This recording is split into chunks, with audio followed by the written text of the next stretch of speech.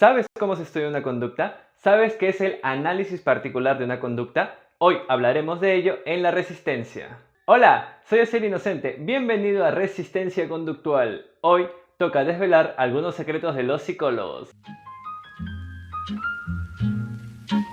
Este video es la segunda parte de la introducción al estudio de la psicología que queremos difundir. Si quieres ver la primera parte te la dejaré por aquí. Ahora, sin deseos de querer spoilear lo que hablamos en la primera parte, ya tienes una noción de la teoría en la cual nos basaremos para hacer los videos de la resistencia. Hoy hablaremos de otros temas importantes, como este. Los métodos son muy variados, pero el objetivo es mantener un análisis científico, no utilizar el lenguaje cotidiano para analizar la realidad al nivel que lo quiera hacer lo científico, porque va a ser muy fácil caer en errores. Debe seguirse una metodología y pautas que permitan un buen uso de la teoría. El ignorar esto es tremendamente irresponsable. Sería como pretender que un medicamento en base a convicciones personales es la clave mágica para todo. Y aunque se pase por todo un proceso extenso para la creación de los medicamentos, no los tomemos como confiables, solo porque no se quiera. Las investigaciones se han hecho para evitar caer en esos errores. La cosa es tomarse el tiempo para estudiar todo ello. Siendo sincero, cuando ingresé a la carrera de psicología me dijeron que había que leer mucho, tanto profesores como internet, que fue el primer medio donde conocí un poco sobre psicología. Pero durante la carrera no recuerdo leer mucho, al menos a mi percepción. Tengo cierta habilidad para el análisis filosófico y la mayoría de pruebas la pasé con ello. Unir ciertos puntos con la clase con la realidad que observaba y listo, 16, 17, 20. Aunque también he de decir que las pruebas que me tomaban, quizás por el sistema educativo que se maneja en mi país o en la universidad donde estudiaba, eran memorísticas, la mayoría de veces, por no decir todas.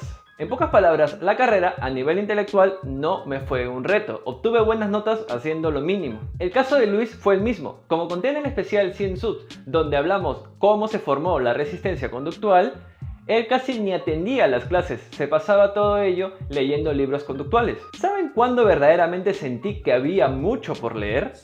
Cuando Luis me presenta todos estos modelos conductuales. Lo que aprendimos en la universidad bastaba, en su mayoría, con la lógica básica social. Como dije, unir puntos de lo observado en la realidad con todos esos diagnósticos o etiquetas que nos enseñaron durante toda la carrera. Pero en el caso de la teoría conductual, nada que ver. Es un mar poco explorado. De verdad, me hubiese encantado haber conocido todo esto durante la carrera. Verdaderas evidencias, verdadero desarrollo de la teoría. Un detalle minucioso de lo que es una conducta, el cómo se genera y mucho más.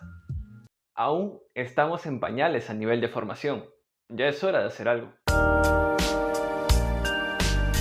La ciencia busca hallar generalidades. No es su única característica, pero busca hallar generalidades en los fenómenos que estudia. Por ejemplo, ¿qué sentido tendría crear una categorización en función a una característica variable como es la de los gustos o formas de comportarse, cuando existen otras categorías lógicas más susceptibles a ser descritas como generales? Las particularidades son eso, y tratar de hacerlas generales, como se hace en la mayoría de propuestas que abordan lo interno, es absurdo. Lo que estudia la psicología puede ser muy variado, pero acorde a cierta coherencia y que cumpla criterios científicos. Puede haber varias propuestas teóricas, hasta cierto punto, pero la que existe en los clásicos enfoques de la psicología ya es muy exagerada, produce demasiada ambigüedad. Lo que estudia la psicología puede ser la conducta o los procesos mentales, siempre y cuando sea científica. La propuesta conductista es legítimamente científica y estudia la conducta de maneras que iremos tocando poco a poco. Igualmente, la psicología cognoscitiva también es científica. Y esto no significa que haya un eclecticismo que justifique que exista cualquier cosa, sino que ambas propuestas son científicas y la propuesta cognoscitiva quizás no sea como se imaginen muchos, puesto que se suele conocer más la propuesta cognoscitiva primigenia que la más actual.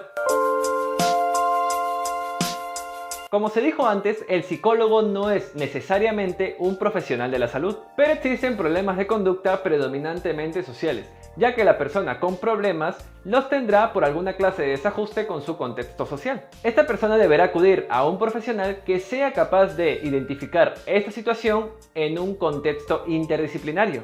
no con un profesional que se crea autosuficiente, es decir, que no suponga que su teoría psicológica posee todos los criterios necesarios para intervenir, como sucede con algunas propuestas.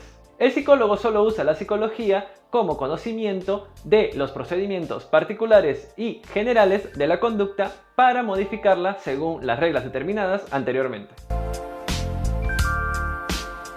La población objetivo para las psicologías aplicadas son mucho mayores a las tradicionalmente contempladas, implicando todos los ámbitos en los que esté la conducta individual en la práctica social, así como en otros organismos no humanos. Pero lamentablemente, por ignorar esto, aún no se han desarrollado suficientes modelos para el potencial de aplicación que tiene la psicología.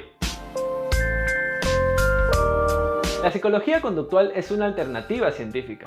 No es la única y verdadera, pero es de las que mejor cumple con una adecuada progresión teórica, comenzando con una base teórica y con un planteamiento teórico que puede ser pulido. La mayoría de propuestas conductuales cumplen con criterios científicos, describiendo y explicando sistematizadamente aquello que se quiere estudiar. El describir debe realizarse bajo generales, no bajo las condiciones particulares de cada evento. Por ejemplo, los fenómenos de tipo biológico, que desde el lenguaje cotidiano llamaríamos vida, no podrían estudiarse desde sus condiciones particulares. Antes se analizaban directamente las formas de los distintos animales para ordenarlos y clasificarlos según sus características físicas. Pero debido a la sistematización, la clasificación actual se basa en el parentesco genético, que es más preciso. Si la clasificación se basara solamente en lo que percibimos, todos los dinosaurios se clasificarían como reptiles,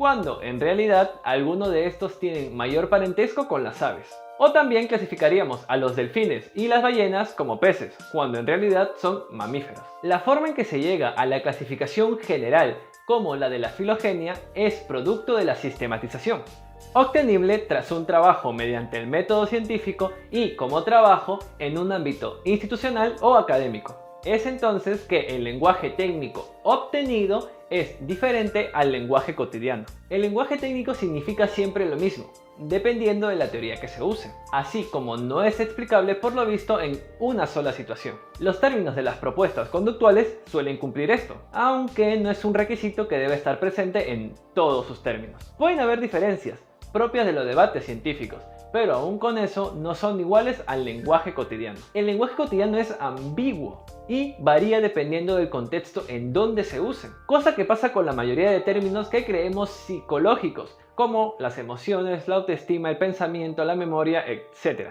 Los términos técnicos conductuales permiten estudiar todos estos fenómenos de distintas formas, sin caer en las ambigüedades propias de estos términos. Otra característica o ventaja de las propuestas conductuales es que restringen mucho menos el análisis de los fenómenos, permitiendo identificar los verdaderos generales en una situación, evitando los sesgos propios del lenguaje cotidiano. Por ejemplo, si me pregunto por qué una persona llora y se asusta al estar en público, el suponer que lo hace porque esta persona es débil no me dice nada. El hacer esto solo es juzgar. En cambio, usar lenguaje técnico permite analizar la situación de manera objetiva y después de eso valorar la situación y orientarla a un cambio dependiendo de los criterios sociales, siendo este un paso posterior y no el primero, como al decirle directamente débil. Es en un nivel posterior a este que deben surgir las propuestas aplicadas, ya conociendo el universo de fenómenos que se quiere estudiar. Por ello, es necesario evitar, entonces, propuestas psicológicas que juzguen directamente cómo debe ser la conducta, siendo esto lo que pasa con la mayoría de las propuestas terapéuticas populares.